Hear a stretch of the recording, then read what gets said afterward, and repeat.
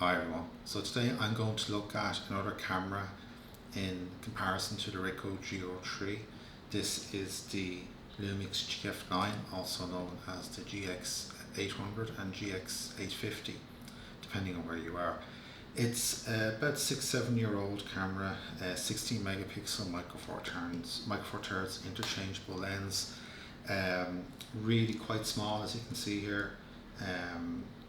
Similar in specs in terms of stills to the Olympus that we looked at last week, but a much smaller camera, and that comes with both positives and negatives. As you can see here, it's currently got the kit lens, which is the 12 to 32mm, which I mentioned last week.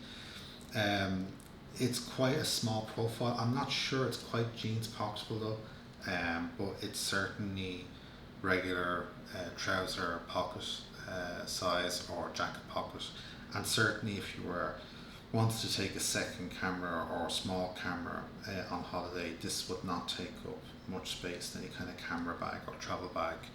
It's quite tiny. Yeah, so let's look at the ergonomics of this. So the first positive I'll say is, if you see here, this is where the on-off switch is. Now last week I mentioned that the Olympus had the on-off switch right at the bottom of the camera, and that's actually quite cumbersome when you're actually doing street photography. If you see something quickly and you haven't got your camera turned on, it's quite cumbersome to go down, turn on the bottom, then go back up to the top to take a shot. But this has it in the right spot, right around the shutter button. So you can just quickly click it and press, and you're done. Now the only problem with that in terms of this very particular setup with the kit lens is, as you can see, just look here, we have this warning here: please unlock the lens basically. Please rotate the zoom ring to extend the lens, which is what we have to do here, and then you can see it works. But that is something that the Olympus is better at. The 14 to 42 on the Olympus actually auto extends when you turn it on. Same with the Sony 15 or 16 to 50, also auto extends when you turn it on as well. So that's a little bit of a drawback for this particular lens compared to the Olympus one. Moving on to the rest of the camera, we've got our mode dial at the top here, and you can see it's kind of aimed at beginners. It's got the usual night modes, macro modes kind of styles on here, so as well as your PASM options as well. It's got the record button if you want to do video just here then. Now this is kind of a downside for this camera, in that you've got this one dial only. So you've only got a single control dial, and it's one of these ones that is a command dial in the back. I really don't like these. I think they always feel a bit flimsy, and I know on a lot of cameras they can break quite a bit. So it's not something I'm a huge fan of. But I mean, this one seems pretty good. It's not the end of the world. It's okay. The only thing I'd say is that they've done a good thing here is that on this top side of the command dial, that's where your exposure is. So if you want to switch, if you're manual and you want to switch between aperture and shutter speed, you just press that, and it switches back and forth between the two. So that's something that's actually quite good on that. And then in all other respects, I mean, one thing you've got about these cameras that's really good from ergonomics is the touch screen, where you've got lots of options here that you can select as well.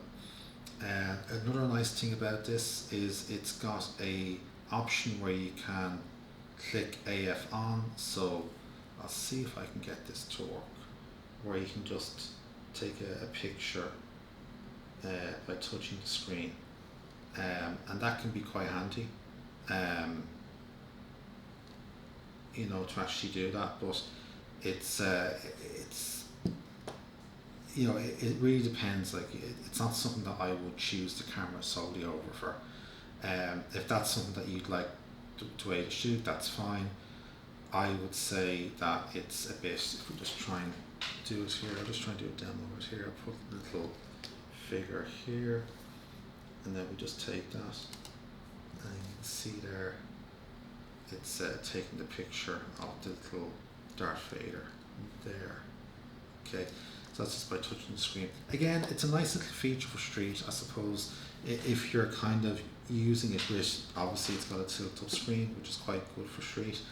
You can just sit there and just touch the screen as you see something you're interested in. That's something that a lot of people would find useful as well, and definitely something that not all cameras have. Some cameras, I think some of the Olympus have it as well, but a lot of the Lumix have that as well. Also, another thing about it is it's got the, if we just look here, it's got the battery and the actual SD card one, so it's a pretty small battery. And the SD card is a micro SD card there as well. Some people won't like that. It depends. I mean, if you are only doing your editing on a phone, it might be better because you're going to essentially just put the SD card. If you've got an Android phone, for example, that takes micro SD, might be handy. If you're using computer or whatever, you're probably just going to have to get one of those micro SD adapters, which they're usually pretty cheap, or usually come free with some of the micro SD cards that you have as well. Also, now where I think this camera comes into its own a little bit, if we just change the actual lens quickly here, just put that over there, and we get this is the Leica 15mm for micro four thirds, and this is where I think this camera, as it look, it's 16 megapixels, it's obviously got a lot less megapixels than the Ricoh GR III. It's also got a smaller sensor, but this is an excellent lens, and when you put this lens together with this, it can at least then, it really competes with the image quality from the GR at that stage. I think the GR will still always be a little bit ahead of it, but if you're posting to social media, or even like up to medium sized prints, I don't think you're going to see as big a difference as you might imagine there. The other benefit of this lens though is it goes down to, it's a fast lens, f1.7, so it's faster than the Ricoh GR III, and as I say, that aperture is the same regardless of sensor size, so this is a brighter lens than the Ricoh, so that even though you've got a smaller sensor, in some cases it might offer you more flexibility in terms of if you want to get a blurrier background in environmental portraits, or if you wanted to actually just get a slightly lower ISO in certain instances, this will actually help you a bit. The other thing as well is we've got the aperture ring here. Now, as I said, this is a single dial camera, so if you set this to basically manual, have your shutter speed back here, have your aperture controlled by the ring, then the actual single control wheel doesn't really matter quite as much. Other lenses you might want to look at will be similar enough to the Olympus that I mentioned last week. The 20mm f1.7 would kind of be a cheap alternative to Ricoh GR III X, for example, same equivalent full frame focal length as well. If this is a little bit out of your budget, now just to explain, so I got this body for basically €100, the lens I got for $250, so this cost me $350, the total body. Now I got a particularly good deal on this, and I was a little bit banged up when I got it, but it was mostly just cosmetic stuff. You would pay for like a good version maybe $200 to $250, so at that stage you're still coming under €500 for a good condition, good quality camera that will give you other options as well. So for example, if you wanted to do a cheap version, again the Ricoh GR III and GR III X, you could get this lens and probably the 20mm f1.7 for maybe $150. So you'd come in comfortably under €700, whereas the other two cameras combined, even second hand, would cost you maybe $1,500 to $1,600. Brand new will cost you nearly €2,000, or about 120,000 peso in the Philippines here. So yeah, there's a real kind of benefit in this, and to get a similar experience on that. As a street camera, I would say that the Olympus I looked at last week is a bit ahead of this, for the simple reason you don't have a viewfinder here. You do have a viewfinder in Olympus E, but it's not the best one in the world. basically have the two dials as well, and a very comfortable grip as well, which does kind of mean a lot.